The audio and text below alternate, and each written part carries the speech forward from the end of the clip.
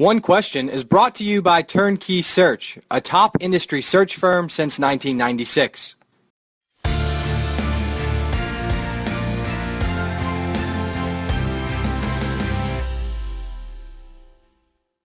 David, you just released this article actually late Wednesday night, and I'm so embarrassed that I didn't have it in D1 Ticker this morning. Well, I guess as people hear this, it will be in there, but it wasn't in Thursday morning. And that's the possibility of the ACC moving to a 9-game football scheduling model in order to create some additional inventory.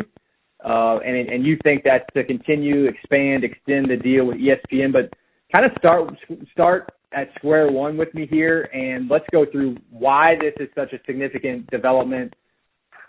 Well, Matt, it's a long story, really, that we can try to condense. This is an ongoing issue for the ACC. Back in 2012, the league adopted a 9-game schedule in preparation for Syracuse and Pittsburgh growing league membership to 14.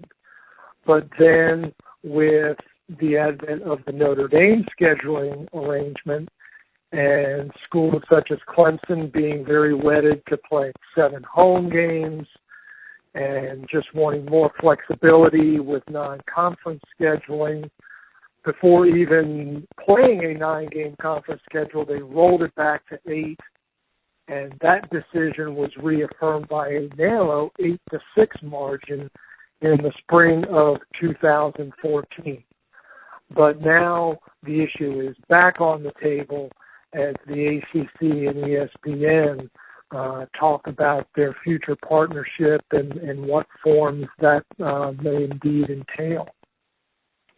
Is there any possibility in your mind that this additional inventory would land anywhere except for ESPN and its family of linear and or digital options? I would be very surprised otherwise.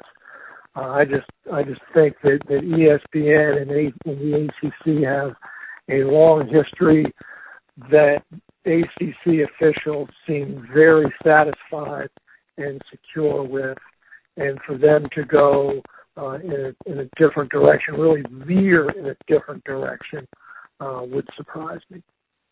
Let's talk about timing. Do you have an anticipated timeline or a most educated guess timeline on when we could hear this development become official? I think we will see resolution before year-end, calendar year-end. Is this potentially a move as well, David?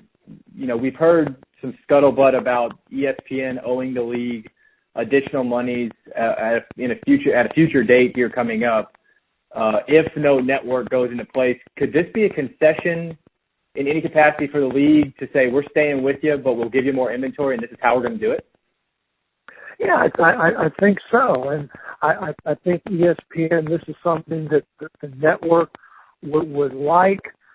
Maybe in a perfect world, most ACC schools might prefer otherwise. But money talks, and if ESPN can increase rights fees in such a way, I think they can make it worth the ACC's while. Do you have a sense on if and when this happens, how much longer the ACC may have to extend the deal with ESPN? I really don't, and that's a terrific question. It goes significantly out now, but the terms of the extension I'm unaware of. The value of football inventory, by and large, is of most significance, of course, in most of these TV deals. But Mike Bray, head men's basketball coach at Notre Dame, has kind of been pushing on this 20-game conference basketball schedule. They're at 18 now, of course. Do you think those two things can get wrapped in together in terms of moving football to 9 and basketball to 20 and creating even more inventory in this new deal? I think they could. It's been interesting in that the framing of the 20-game basketball debate has had nothing to do, at least publicly, with ESPN. It's been all about how can we get more teams in the tournament. That's what the coaches have said. We want more bids, and we think playing one another would enhance everyone's RPI, and rather than play Mid-American Conference schools, not to pick on the MAC, but to play those two other non-conference games, why not play one another and help each other? Let's change gears for just a minute now that I have you. Let's walk through this Old Dominion football stadium presentation that was made today on campus. Were you surprised in any capacity on how the Monarchs are going to move forward? Well, I think we all suspected that the original vision of a waterfront stadium with a capacity in excess of 30,000 was going to be beyond Old Dominion's means.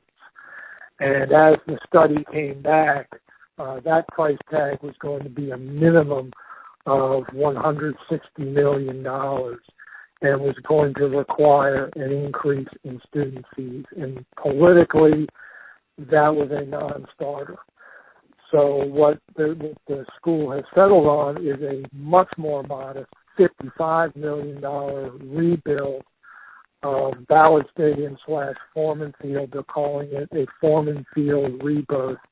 They will only increase capacity about 10% at the start to 22,000 and change, with the eventual goal getting to 30,000 and change, with the amenities and bells and whistles you would expect from a more modern stadium. What they're now looking at is, for the rank and file, chair back seats, more leg room, better concessions, better restrooms. Now, I don't know how many of your listeners have been to Foreman Field, but it is decrepit and it is unfit, really, for an FCS or FBS school.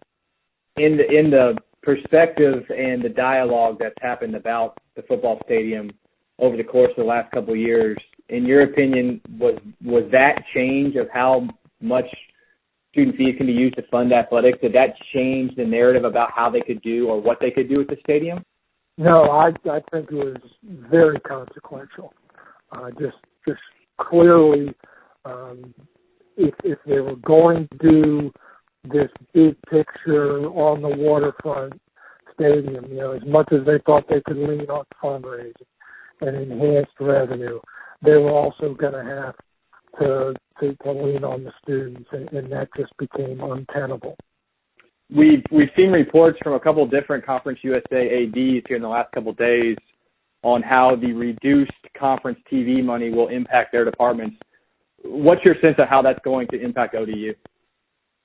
Well, I think it's all about finding in-house revenue streams. And in talking to Wood Sealy, the AD this morning, he believes that the modest scope of this project will actually allow Old Dominion, because they have the reserves, to put a $10 million down payment on this project. And at a modest interest rate of about 3.5%, they pretty much have the money to pay off the debt service on an annual basis. They think with the enhanced ticket revenue and concession revenue that they can actually make money on this new facility, and that they can in turn invest in football and other sports as they go about the process of fundraising for this additional approximately $70 million that they'll need to get to that eventual goal of 30,000. Have you heard a number on what their total reserve is right now? I have not, but they said today in the board meeting that the reserve fund will be used. $10 million down payment, not a problem, and then they estimate the annual debt service to be $3.24 million. And that's today's One Question, brought to you by Turnkey Search, a top industry search firm since 1996. One Question is designed to give D1 Ticker subscribers valuable insights on how executive leaders in college athletics think about key issues on their respective campuses, in their departments, or within their leagues and conferences. One Question is brought to you by Turnkey Search, a top industry search firm since 1996.